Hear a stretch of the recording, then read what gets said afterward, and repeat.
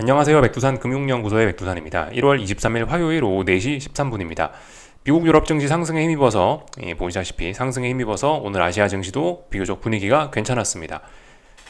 전 세계적으로 순환매 이런 관점으로 볼 수 있을 것 같습니다. 작게 보면은 뭐 미국 증시 내에서 아침에 러셀 지수와 나스닥 지수가 이렇게 서로 돌아가면서 하루하루 교대해가면서 올라가는 모습 순환매라 말씀드렸고, 세계적인 측면에서도 지금 그런 순환매라고 볼 수도 있을 것 같아요. 그죠? 조금 더 거대한 측면에서의 순환매. 기존에 엄청 강하던 대장, 뭐 지금 나스닥과 일본 증시가 될 텐데, 얘네가 많이 올라가니까 이제 피로했을 거 아닙니까? 이제 어제 오늘 조금 얘네가 좀 쉬어가고, 그 와중에 이제 서운했던 친구들, 중국, 한국이 좀 서운했는데 상대적으로 얘네가 이제 오늘 좀 올라가는 이런 모습들, 이것도 어떤 큰 글로벌 측면에서의 어떤 순환매라고 볼 수가 있겠죠. 하여튼 이렇게 되면서 이 하루하루 얘네들이 이제 돌아가면서 올라가면서 어떤 단기적인 급등 피로감을 잘 소화시키면서 멋지게 잘 올라가는 그런 모습입니다. 추가적인 상승 가능성도 충분히 보이긴 보여요. 오늘 밤이 근데 이제 단기적으로 이제 약간 위기일 수는 있습니다. 오늘 밤이 이제 일본과 그 미국 증시 대장들이 일단은 어젯밤 음봉을 보고 하락한 건 아니죠. 참 어젯밤 일단 음봉을 봤기 때문에 이런 음봉들을 보고 약간 뭐 주의해야 될 필요는 있을지 모르겠습니다. 근데 아무튼 아직까지는 그런 뭐 이상한 신호는 보이지 않고 잘 올라가고 있는 그런 모습이죠. 특히 미국 신고가 랠리 중이기 때문에 신고가 랠리라는 건 의미가 상당히 큽니다. 이런 점을 좀 주의해서 봐야 될 것 같아요. 계속해서 일단 잘 올라가고 있는 건전한 그림입니다. 신고가 랠리가 가지는 의미는 좀 크죠. 위쪽에 저항이 아무것도 없거든요. 뭐가 걸리적거리는 게 있어야 상승이 주춤하든가 하지, 걸리적거리는 게 없거든요. 그거는 분명 기술적인 측면에서 큰 의미를 가집니다. 신고가 랠리는 확실히 좀 의미가 크다라고 생각을 하시는 게 좋을 것 같아요. 그래서 뭐 계속해서 뭐 말씀드리고 있지만 저는 이제 그래서 뭐 일단 아무것도 안 하고 있다. 금리 상승 베팅했던 것도 어제 청산해버리고 단타 쳤던 거 청산하고 지금은 이제 달러만 잔뜩 갖고 있고, 아직 코스피는 뭐 건드린 건 없다. 한국 증시 하방 베팅은 일단은 뭐 계속해서 유지하고 있는데 청산해야 되나 고민은 무지하게 되는 그런 시점입니다. 그래서 고민만 하고 있다 이겁니다. 앞으로 좀 관점을 좀 바꿔갖고 좀 생각을 좀 크게 바꿔야 되는지 그런 걸 계속해서 고민하고 있다라 말씀드렸습니다. 오늘 뭐 이제 오후 4시인데 뭐 갑자기 오후 4시가 됐다라고 해서 뭐 제가 뭐 어떤 뭐 결정이 안 나던 게 갑자기 결정 났을 리는 없겠죠. 계속해서 여러 가지 데이터들을 보면서 좀 고민만 하고 있는 그런 시점입니다. 단타를 좀 해볼까라는 생각을 갖고 안 그래도 조금 낮에 좀 뭘 보긴 했는데, 물론 오늘 밤에도 좀 보긴 볼 건데, 지금 이미 뭐 대부분의 어떤 시세들이 이렇게 쭉 진행이 되고 있는 그런 상황이라 아침에 말씀드렸죠. 만약 단타를 할 거면 센 놈을 해야 된다. 롱숏 전략 말씀드리면서 단타를 할 거면 센 놈을 해야 된다. 나스닥이 제일 세고 일본 증시가 제일 세고 제일 센 이런 대장들을 매수하는 게 맞다. 매수를 할 거면 이런 애들을 매수하는 게 맞다. 근데 뭐 단타 하려고 이렇게 보니까 지금 얘네는 이미 어느 정도 이제 시세가 좀 진행이 됐기 때문에 지금 따라붙는 거는 아닌 것 같고, 이게 얘네들은 이제 조정을 기다려야겠죠. 어떤 조정이 나오면 이제 그 다음에 이제 뭐 매수를 하든지 뭔가를 이제 생각할 수 있을 겁니다. 지금은 좀 추격의 의미가 좀 강한 그런 자리죠. 더군다나 어젯밤 미국 나스닥이 음봉을 봤다라 말씀드렸으니까 뭐 잘못해서 앞으로 뭐 오늘 밤부터 또 조정이 시작될 수도 있으니까 지금 당장은 단타한다고 잘못 깝죽거리면은 좀 다치기만 할 것 같고, 그래서 일단 뭐 가만히 있습니다. 참 참고적으로 그 만약에 이제 내가 뭐 단타를 좀 많이 하는 사람이다 그렇다면 보조 지표도 좀 잘 활용하는 것도 하여튼 좋은 방법이 될 수 있어요. 물론 가장 좋은 거는 이제 제가 맨날 영상에서 보여드리다시피 이런 이런 원본 데이터를 보면서 지지와 저항을 여기서 파악을 해서 시장의 힘을 온전히 느껴가면서 매매 결정을 하는 게, 그게 이제 어떤 가장 사실 좋은 방법이고, 그게 가장 좋은 방법이고 어떤 정석적인 방법일 수 있긴 있는데, 매일매일 이거 보면서 하면은 약간 좀 피곤한 게 있지 않습니까? 그죠? 어떤 그 만약에 매매가 잦다라고 한다면, 만약 매매를 자주 하는 사람이라고 한다면은 매번 이렇게 분석하면서 하는 건 피곤할 수도 있습니다. 그래서 그런 분들은 보조지표도 사실 조금 활용할 수는 있겠죠. 보조지표도요. 보조지표 뭐 괜찮은 거 몇 가지 한두 개 정도 해가지고 어떤 그런 보조지표에서 뭐 매수 신호가 나온다거나 매도 신호가 나온다거나 하면 그냥 이제 기계적으로 그냥 그거 따라가면서 그냥 조금씩 베팅하는 그런 단타 매매, 어쨌든 뭐 충분히 가능하죠. 그죠? 저도 그래서 뭐 보조지표나 이런 것도 이제 뭐 하나둘씩 단타 매매를 할 생각이 있는 것들은 하나둘씩 이제 띄워놓고 보고는 있는데, 아무튼 뭐 뭘 봐도 지금 당장 뭐 이렇게 딱히 눈에 띄는 건 보이지 않아서 일단 가만히 있습니다. 하여튼 보조지표 잘 활용하면 좋습니다. 제한적으로. 어쨌든 간 근데 가장 중심적인 거는 이거죠. 어떤 기본적인 원 데이터를 보면서 일단 판단하는 게 우선이고, 원 데이터 어떤 뭐 캔들 차트나 이런 게 원 데이터라 볼 수 있겠죠.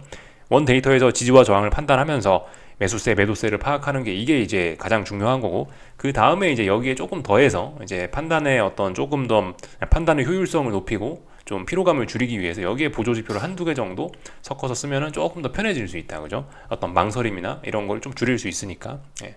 그렇게 하는 방법이 있다, 예. 그렇게 할 수도 있다. 뭐 물론 다들 뭐 하고 계시겠지만 이 정도 이야기 좀 간단하게 해봤습니다. 이제 오늘 있었던 일들, 이슈들 좀 간단하게 좀 살펴볼까 합니다.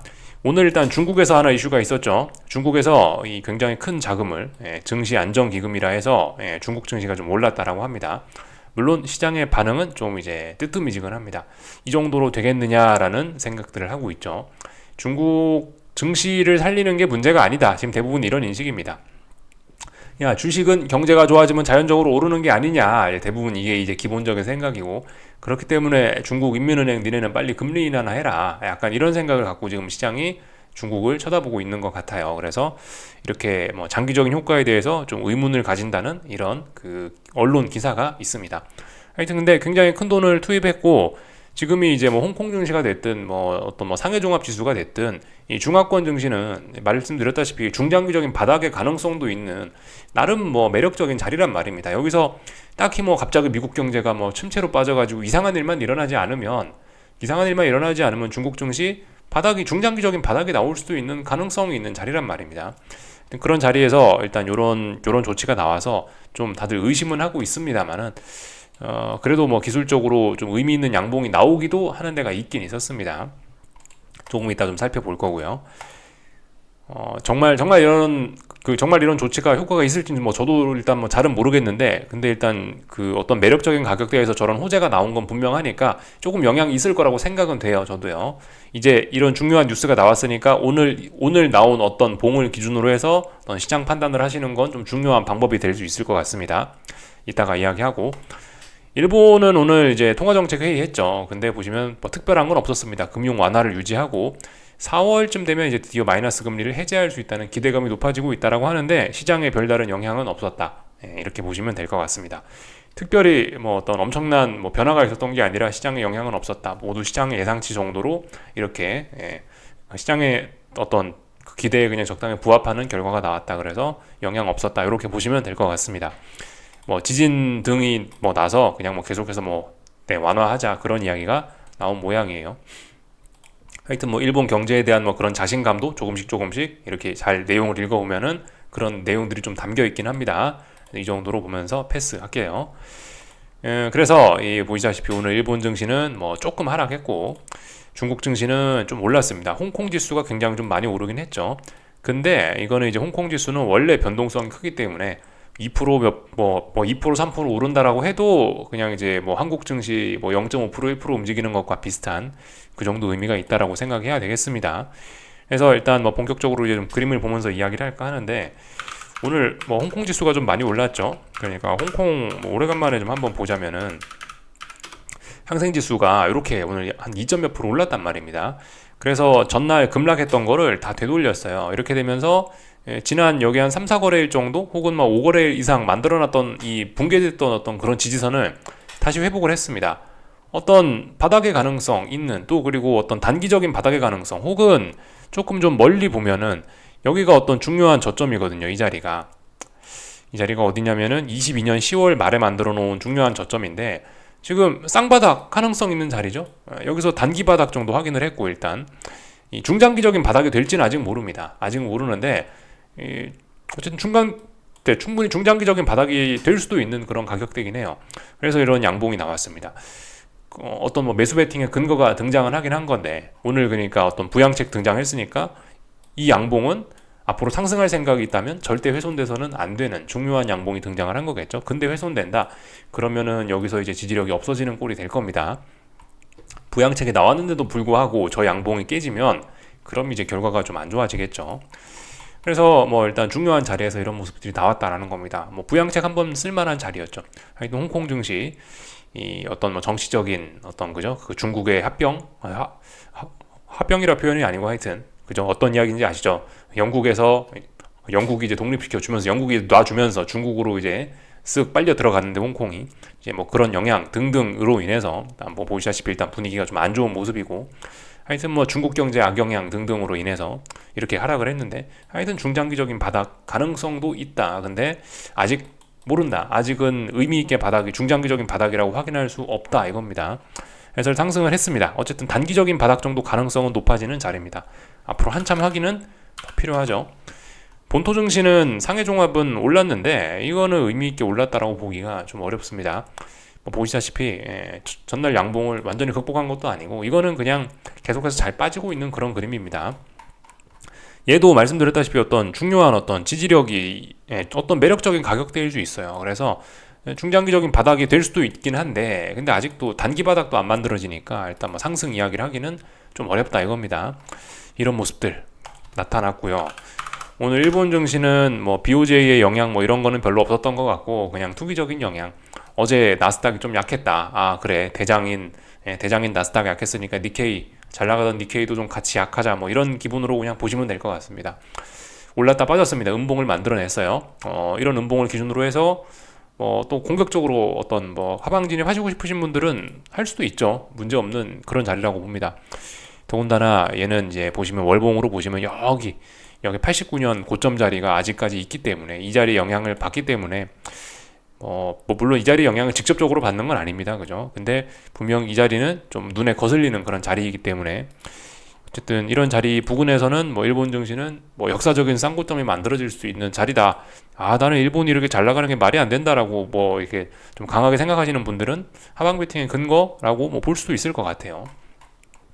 물론 이제 뭐 저는 좀 더 확인이 필요하다라고 말씀을 드리지만은, 난 뭐 공격적으로 하겠다 그러면 반등시 매도 전략, 이 음봉을 극복하지 않는 이상은 반등시 매도 전략 할 수 있다는 생각입니다.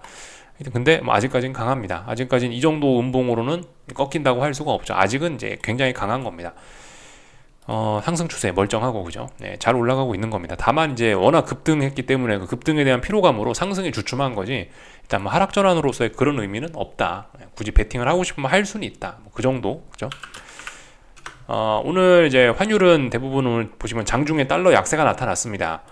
주식시장이 안정적이라서 뭐 금리와 달러가 내려가는 것 같다라고 말씀드렸는데, 오늘 하여튼 그래서 달러가 장중에 계속해서 떨어졌고, 그 영향으로 아시아권 다른 통화들이 이제 달러화 대비 강세를 보였다. 그래서 위안화도 이렇게 위안화도 이렇게 하락을 하고, 그리고 저기 엔화도 이렇게 보시다시피 하락을 하고, 오늘 원달러 환율도 이렇게 하락을 했다라는 겁니다. 달러의 영향으로. 그리고 그 달러가 약한 이유는 주식시장이, 미국 주식이 오늘 강하니까 좀 투기적인 영향을 많이 받는 것 같아요. 금리나 기대감 후퇴라는 관점에서 보면 이거는 사실 말이 안 되는 거긴 한데, 그냥 이제 지금 주식시장이 워낙 강하니까 어떤 투기적인 이런 측면으로 계속해서 올라가는 게 분명히 있는 것 같습니다. 그죠? 지금까지 주식시장이 올라가고 금리가 떨어지고 달러가 떨어졌던 거, 금리나 기대감이 밑바탕이 됐었는데, 금리나 기대감이 지금 깨졌잖아요. 금리나 기대감이 3월 금리나 기대감이 뭐 80% 이렇게 됐단 말이에요. 근데 근데 지금 이 확률이 거의 뭐 50% 정도까지 떨어진 걸로 알고 있는데, 이런 점들 지금 일단은 주식시장은 전혀 반영하지 않고 있다. 논리적으로는 좀 갸우뚱합니다. 논리적으로는 좀 말이 안 되는 게 맞긴 해요. 그렇지만 일단 주식시장은 올라가고 있으니까 올라가고 있다라고 일단 인정은 해줘야 되는 부분이고, 금리와 달러는 이에 조금 반응을 좀 했었었는데, 조금 반응하고 나서 이제 주식시장이 올라가니까 다시 또 떨어지려고 다시 또 이런 모습을 지금 보이고 있는 상황이죠. 논리적으로 봤을 때는 일단 이건 분명히 반영은 하지 않은 겁니다. 주식시장은 금리나 기대감이 후퇴했다는 점을 한 개도 반영하지 않고 그냥 무시하고 실적만 딱 바라보면서 지금 움직이고 있다라고 생각하시면 돼요. 그 실적에는 뭐 TSMC 그 뭐 실적 좋았다 이런 것들이 좀 반영이 됐었고 뭐 그렇습니다. 참고로 여기 이쯤에서 저 실적이 중요한 게 이번 주에 하나 발표되긴 해요. 목요일날 아침인가 그럴 거예요. 목요일날 아침인가. 오늘은 화요일이고 수요일날 미국 증시 마감하고 테슬라 실적이 발표됩니다.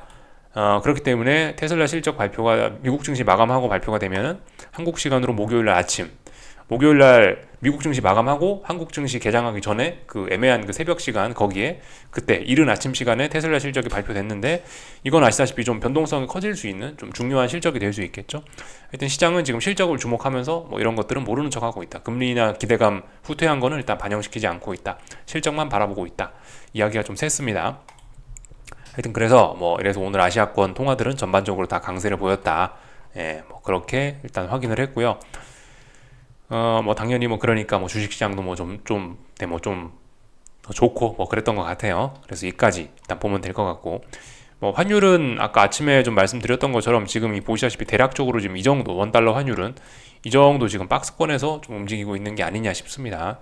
대략적으로 한 1200, 한 60 몇 원에서 한 1300, 한 5, 60원 뭐 이 정도 사이 박스권에서 왔다리 갔다리 하는 게 지금 일단 한국 원달러 환율인 것 같다 싶습니다. 어떤 중장기적인 이런 상승 추세가 지금 완전히 다 끝난지는 아직 모르겠고 하여튼 옆으로 지금 답답하게 이렇게 기어가고 있습니다. 어떤 수렴형 뭐 이렇게 진행이 되고 있죠. 뭔가 특별한 이벤트가 나지 않는다면은 좀 계속 답답하겠죠. 한동안 특별한 이벤트가 있으면 훅 올라가거나 훅 내려가거나 할 수 있는데 특별한 이벤트가 아직 눈에 띄는 건 없으니까 이렇게 일단 볼 수가 있겠습니다. 그래서 오늘 있었던 일들 간단하게 다 봤고요. 오늘 한국 증시 좀 보자면은 코스피 올랐습니다. 올랐죠. 코스피 양봉 나오고 또 그리고 다시 거래량도 찔끔찔끔 증가를 하고 있는 것 같습니다. 그죠? 거래량 보시면 지금 이제 코스피는 선물 기준으로 해서 하나, 둘, 셋, 넷 4거래일 연속으로 상승 마감했죠. 4거래일 연속으로 상승 마감하면서 보시면은 이제 다시 슬슬 양봉의 상승 나오니까 이제 슬슬 이제 다시 거래량도 좀 증가하는 이런 모습들 나오면서 어떤 상승의 의지를 분명하게 보여주고 있습니다. 이거 중요한 자리 어디라 말씀드렸죠? 한 336.5 정도 된다라 말씀드렸죠. 1월 17일 날 수요일 날 급락했던 음봉의 시가가 중요하다.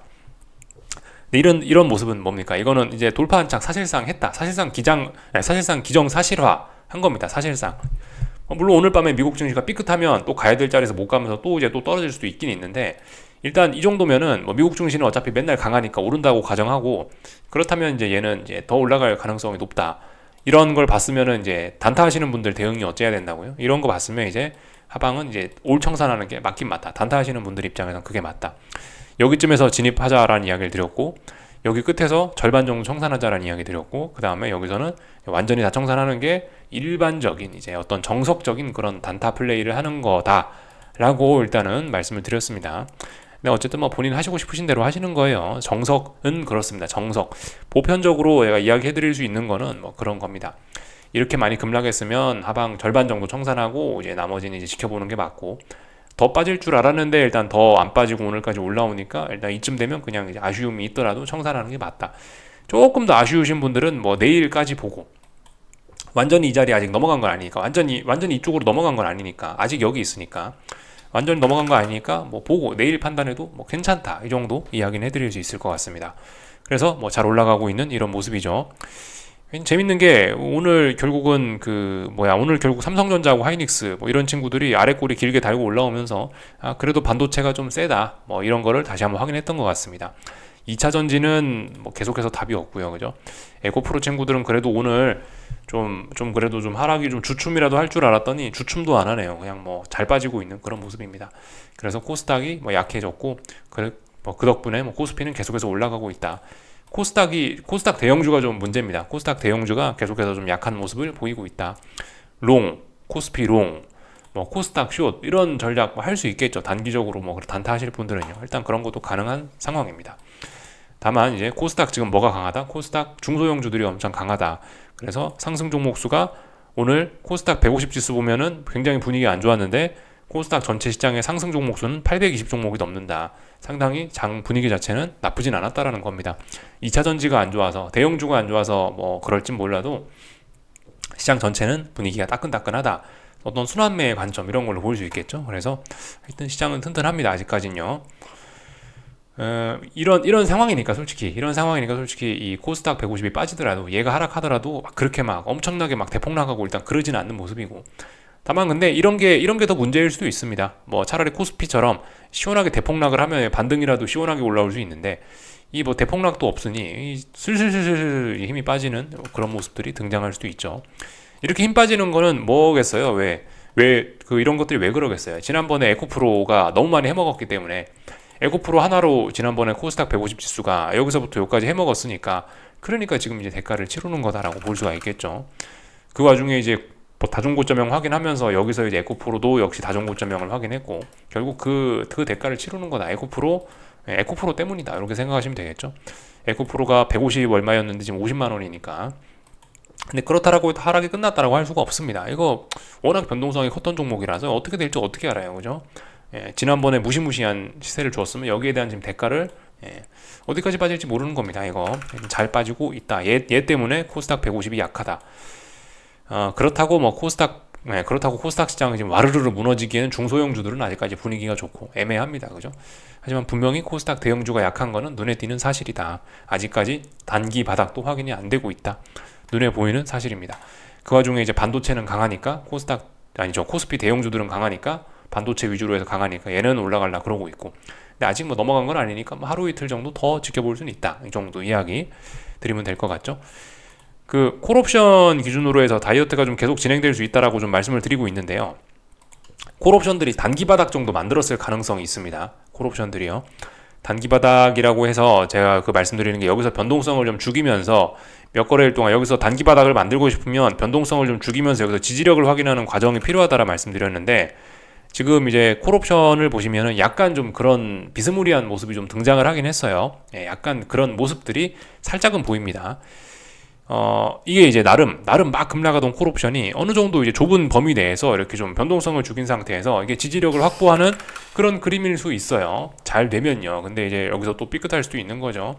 그래서 이거 뭐 솔직히 더 올라갈 것 같다. 지수가 이제 더 올라가고 콜옵션도 조금 더 살아날 수 있을 것 같긴 한데, 근데 어쨌든 그 내일까지 확인이 좀 더 어떤 조금 더 확실한 걸 보고 싶으신 분들은 내일까지 확인을 해보면 된다라는 이야기인 거고.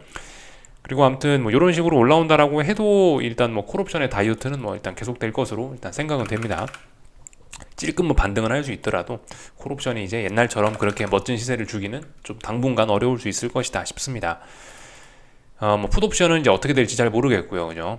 풋옵션은 일단 좀 지켜봐야 되겠고, 풋옵션은 이제 뭐 알 수 없는 뭐 그런 구간으로 일단 뭐 접어들어 버렸습니다. 저는 이제 풋옵션은 잘 모르겠고, 하여튼 콜은 조금 더 올라올 수 있지만 그래도 일단 풋옵션 자체, 콜의 다이어트는 일단 계속될 수 있을 것이다라고 일단 아직까지 보고 있습니다.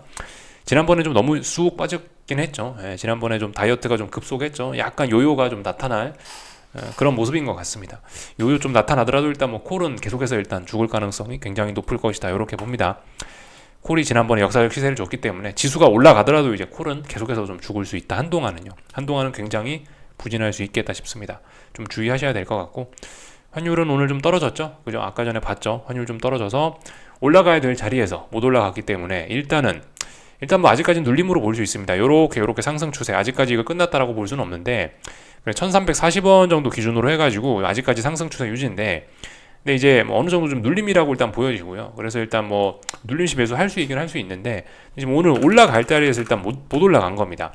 올라갈 자리에서 못 올라갔기 때문에 조금 더 환율 빠질 수 있다. 그죠? 그리고 코스피 좀 더 올라갈 수 있다. 오늘 밤에 특별한 일 없으면 그럴 수 있다. 이 정도로 보는 게 딱 그냥 적당할 것 같습니다. 다 봤고요. 그죠? 그 변동성 지수를 봐도 시장이 조금 좀 정상으로 좀 돌아오고 있긴 해요. 변동성 지수를 봐도 코스피가 올라가니까 이제는 슬슬 변동성 지수도 빠지고 이러잖아요. 이게 조금 좀 정상으로 가고 있는 겁니다. 이게 뭐 이제 어떤 교과서적인 쌍고점은 아닐 수 있는데 이렇게 죽는 경우도 종종 있죠. 이렇게 고점 높이면 뭐예요? 이번에 중요한 지지선 깨면은 이제 결국 또 하락으로 전환될 수도 있는 겁니다. 이런 점들 좀 보시면 될 것 같습니다. 다 봤고요. 그 미국 증시 나스닥 보조 지표들 보시면은 지금 다이버전스의 가능성이 있긴 있습니다. 다이버전스의 가능성이 없진 않아요. 일부 지표들을 보면요, 나스닥이 여기가 고점이 하나 있고 여기가 좀 의미 있는 고점이죠. 여기를 넘어가면서 레벨업이 된 거죠. 그리고 고점이 이렇게 높아졌는데 여기에서 만들어졌던 어떤 그런 보조지표 값하고 여기서 만들어졌던 보조지표 값하고 비교를 해보면은 오히려 지금 보조지표 값은 좀 낮습니다. 이때보다 좀 더 낮아요. 지금 현재는 다이버전스 상태입니다. 그래서 이제 이런 걸 보면서 이제 단타 하방 베팅 뭐 단타 정도 해보고 싶다 하시는 분들은 할 수는 있을 것 같은데, 지금은 말씀드렸다시피 이게 이제 상승장의 초입일 수 있기 때문에 이거는 이제 좀 제 생각에 하방을 지금 미국 증시 특히 나스닥을 하방을 생각하시면은 이게 이제 매우 좀 보수적인 접근이 맞지 않겠느냐 싶긴 합니다. 좀 확인이 좀 많이 필요한, 이런 건 아예 솔직히 일단 안 하는 게 맞지 않겠나 싶은 생각이 들긴 해요. 일단 얘가 중요한 라인을 돌파 한 장 해버렸기 때문에 사실 여기서는 어떤 뭐 다이버전스로 인한 뭐 하방 베팅을 생각하는 것보다는 저의 개인적인 생각은 이런 자리에서 만약 눌림이 나와주면 이제 여기서 차라리 뭐 주식을 매수하는 쪽으로 단타를 생각하는 게 조금 더 맞지 않겠느냐. 그게 이제 좀 더 정석적인 전략이 될 수 있겠다라 생각합니다. 여기서 만약에 이제 내가 굳이 나스닥 하방을 생각하고 싶다라고 한다면은 강하게 여기 17,000 자리를 붕괴시켜 주고 그러면은 됩니다.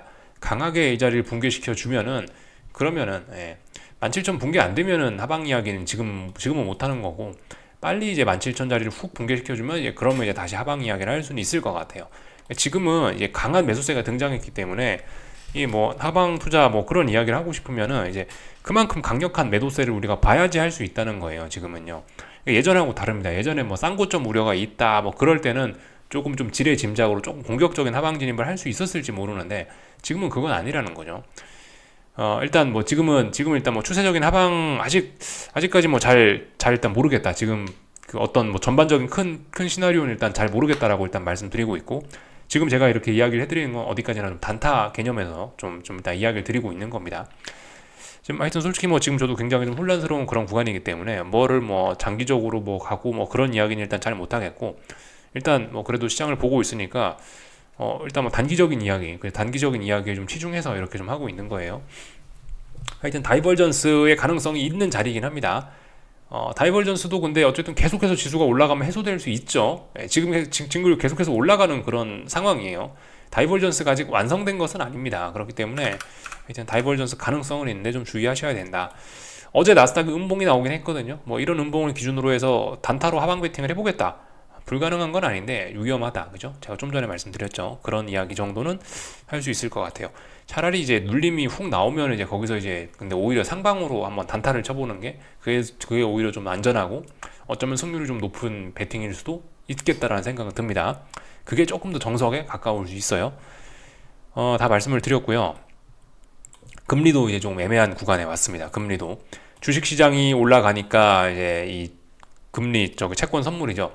얘도 이렇게 올라가려고 그러고 있고 그래서 일단 아래쪽으로 더 이상 잘 빠지지도 않고 그렇다라고 해서 이게 지금 하여튼 굉장히 애매한 그런 구간에 좀 왔어요.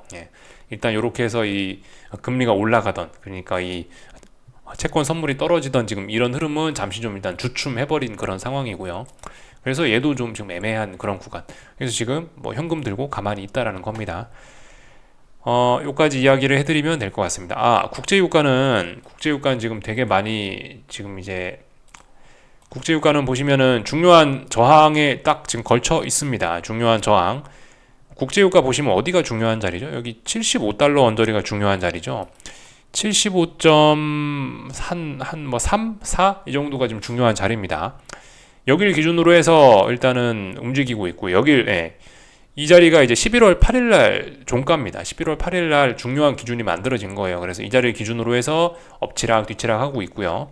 이제 이 자리가 돌파한착이 되면은 그래도 이제 추세적인 상승으로 전환을 이야기할 수 있습니다. 하방 경직성은 만들었고요. 여기서 어떤 매물 소화도 잘하고 있고요. 올라갈 것으로 기대가 됩니다. 올라갈 것으로 기대가 돼요. 그래서 어젯밤에 정유주들 흐름, 미국 정유주들 흐름을 봤는데 막상 근데 미국 정유주들은 국제유가만큼 그렇게 강하지는 않더라고요.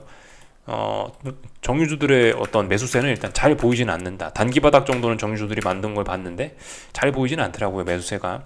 하여튼 근데 이 자리를 넘어가면은 좀 이제 국제유가는 탄력적으로 오를 수 있고 그때 되면은 이제 정유주들도 뭐 미국에 있는 정유주들이든 한국에 있는 뭐 정유주식이든 얘네들도 조금 탄력을 받을 수 있지 않을까 싶습니다. 요까지 하면 될 것 같아요. 궁금한 거 리플 남겨주시고요. 내일 아침에 뵙도록 하겠습니다. 여기서 마치겠습니다.